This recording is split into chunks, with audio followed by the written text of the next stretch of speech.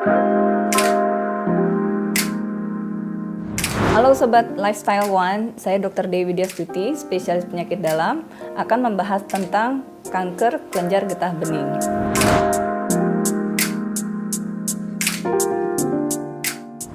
Kalau kita berbicara tentang gejala dari kanker getah bening, itu biasanya pasien bisa mengalami beberapa tanda-tanda. Yang biasanya sering dialami adalah demam. Awalnya memang kita temukan adanya suatu benjolan. Benjolan bisa di mana saja di area sekitar kelenjar getah bening. Biasanya ada di mana, Dok? Kita sebenarnya manusia punya kelenjar getah bening yang normal, yang ukurannya sebenarnya hanya kurang dari 1 cm, sehingga dalam perabaan biasanya bisa tidak teraba atau teraba hanya kecil ya ukurannya.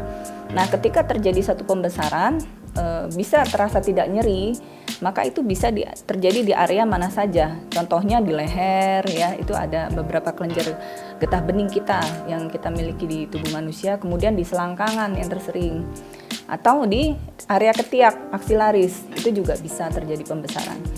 Tanda-tandanya sendiri atau gejalanya bisa dialami berupa demam yang tidak terlalu tinggi terus menerus ya. Kemudian untuk benjolannya sendiri bisa mengalami rasa nyeri ataupun tidak. Kemudian pasien mudah cepat lelah. Nah, semakin hari benjolan ini bisa semakin membesar seiring dengan waktu. Kemudian tanda-tanda yang lain biasanya memang kita dapatkan satu kelainan dari darah itu sendiri ya, maka kita perlu memeriksakan diri lebih lanjut untuk pemeriksaan darah tepi dan lain-lain sebagainya. Untuk satu kondisi tertentu, jika ukurannya semakin besar, ada beberapa tanda sebenarnya, sesak atau kesulitan bernafas, suara menjadi parau atau serak ya, terutama pada pasien-pasien yang mengalami pembesaran kelenjar getah bening di area leher. Tergantung lokasi sebenarnya. Nah, itu juga bisa merupakan suatu tanda seperti itu.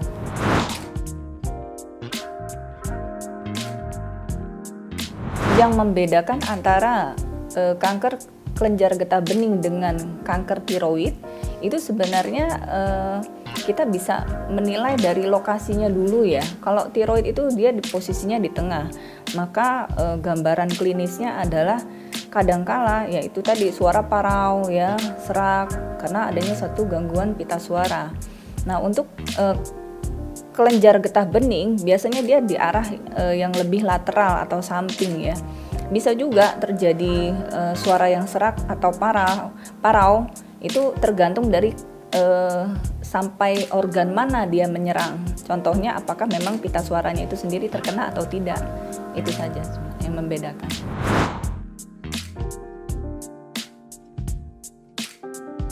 Penyebab dari kanker getah bening itu sendiri sebenarnya ada beberapa faktor ya, mulai dari faktor genetik itu sendiri atau juga faktor lingkungan. Faktor lingkungan contohnya seperti apa? Mungkin konsumsi makanan ya yang mengandung banyak zat aditif, kemudian zat-zat pengawet, kemudian adanya radiasi ya, sinar matahari, paparan jumlah radiasi yang berlebihan seperti itu. Itu juga bisa menyebabkan suatu sel bertransformasi ke arah ganas. Untuk faktor lingkungan itu sendiri tidak dipengaruhi oleh polusi ya.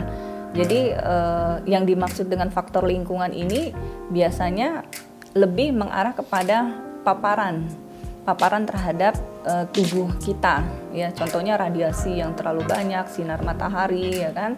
Kemudian makanan, konsumsi. Jadi kalau saya rasa untuk polusi udara atau lingkungan yang lain itu tidak termasuk diantaranya seperti itu. Nah, yang paling berperan itu adalah transformasi dari sel itu menjadi ke arah keganasan.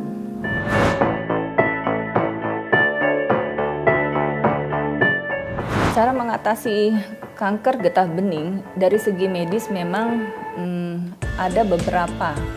Yang paling utama adalah apakah memang pasien tersebut kita tentukan dulu stagingnya atau stadiumnya dengan dilakukan pemeriksaan yaitu berupa biopsi ya dari benjolan itu sendiri. Setelah dilakukan biopsi, kemudian kita tentukan jenis selnya, apakah termasuk Hodgkin lymphoma ataupun non-Hodgkin lymphoma, maka kita bisa menentukan arah pengobatannya.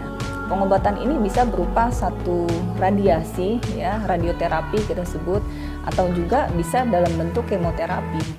Sekian penjelasan saya tentang penyakit kanker getah bening. Saya Dr. Dewi Widya Stuti, spesialis penyakit dalam. Sampai jumpa.